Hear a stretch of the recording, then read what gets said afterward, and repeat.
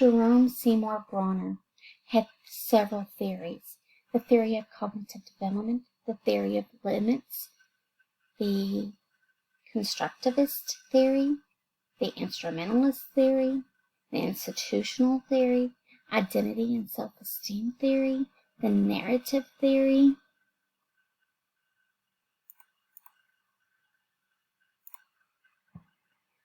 Jerome Seymour Bruner was born October the 1st in 1915 in New York City. His parents, Herman and Rose Bruner, were Jewish immigrants from Poland. Jerome was the youngest of 3 children in the family. His older sisters were Min and Alice. He also had a half-brother named Adolf. Bruner was born blind because of cataracts. When he was 2 years old, he had an experimental operation to remove the cataracts, and this restored his vision. However, his poor sight meant he had to wear big, thick glasses throughout his life. And although Bruner did not have vivid memories of being blind, he believed that this experience may have affected his attachment to his parents. Bruner's father worked as a watch manufacturer and operated a watchmaking company. His mother stayed at home with the children. She was a homemaker and raised the children. Bruner was raised on the southern shore of Long Island and enjoyed sailing and spending time at the sea with his friends. He also enjoyed rowing. He himself said that he was a quiet, shy boy who was very different from his very outgoing, confident sister, Alice. When Bruner was 12 years old, his father, Herman, died from liver cancer. Although Herman sold the watchmaking company before he died and left the family with money, the loss was severely felt. Bruner's mother, Rose, was deeply wounded and grieved tremendously. She moved the family from Long Island to Florida, where Bruner went to several different schools because they moved every year. Bruner feels like the death of his father changed how his family was. He didn't think that they communicated anymore. He felt like his older sister Alice was just left him and abandoned him whenever she got married to have her own family. He thinks that those experiences influenced how he became a rebellious and self-sufficient person later on in his life.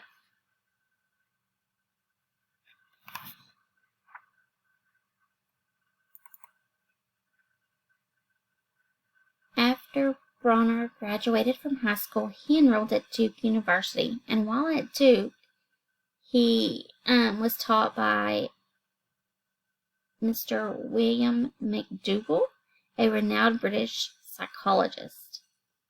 Now, McDougall was known for an opposer of behavioralism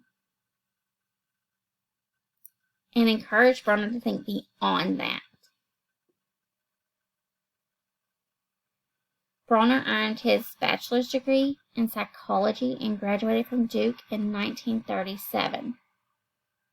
When he decided to leave Duke to further his studies, his professor McDougall told him, "Do not go to Harvard. Go anywhere but to Harvard." However, we see that he had his rebellion stage, and he ended up attending Harvard, where he earned his master's degree and his PhD in psychology.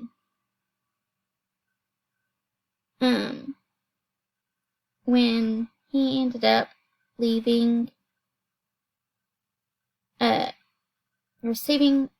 shortly after receiving his PhD in psychology, he decided he was going to join the military to fight in World War II.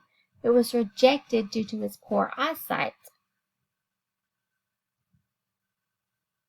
Instead, he was drafted into the Office of Strategic Studies, the OSS, a U.S. military intelligence agency. He was also part of the U.S. Office of War Information, OWI, and PWE, British Political Warfare, where his main objective was to listen to the radio broadcast to see which of the liberated French villages could be trusted. Jerome was married. Jerome Bruner was married to Catherine Frost and Blanche Marshall McLean. Both of those first two marriages ended in divorce. However, his third wife, Carol, passed away in 2006. He has 2 children from his first marriage, Whitley and Jane.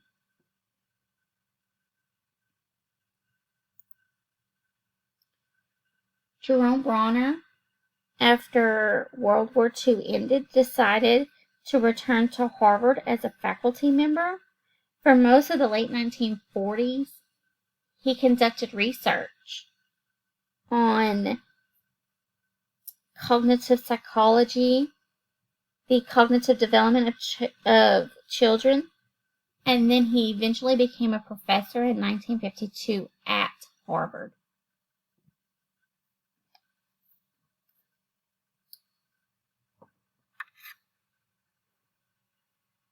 Bruner's interest in the U.S. school system grew in the late 1950s after attending a 10-day meeting of scholars and educators. In 1959, he published the landmark book, The Process of Education, in 1960. This book sparked so many educational programs and experiments in the 60s. Bruner was even asked to join a number of committees, including presidential advisory panels of education. He was invited to do this in the Kennedy and Johnson administrations. In 1960, he co-founded the Harvard Center of Cognitive Studies, where his research focused on cognition and helped to end the dominance of behavioralism in psychological research in America. He also served as the president of the American Psychological Association in 1965. And then he left Harvard in 1972 to teach in Oxford University in England. He sailed his own boat across the Atlantic Ocean, and then while he was there, he did research on children's language.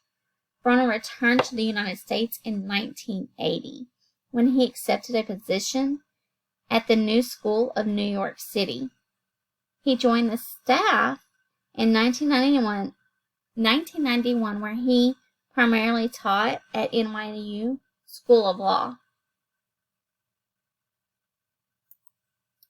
Bruner was influenced by Aspel and Piaget. They influenced him in many ways. He didn't agree with everything they said, but he did agree with them. Bruner looked at things like learners being active agents. He said that students are discovering and building relationships. Like Piaget, he has modes instead of stages. So where Piaget had stages of what we learn and when we learn it, he had modes. And those modes were 0 to 1, 1 to 7, and then 7 and beyond. And I said, just a side note, I think that him and Volotsky would have gotten along really well. They both agreed in the scaffolding theory because, of course, Bruner has the scaffolding theory. Bruner's late life. Bruner died on June the 5th of 2016 in Manhattan, New York. He is survived by his 2 daughters, and he had a partner. His partner's name was Eleanor Fox. Bruner was awarded several awards and wrote several books. He lived to be 100 years old. I found this to be extremely interesting, and then the fact that this is the first time I had ever heard of Jerome Bruner. I enjoyed getting to know him and think it would be wise for all teachers to look at his work. He talks about the scaffolding, he talks about peer learning, and not putting everyone into that box. He overcame so much in his life and accomplished so much more. Thank you.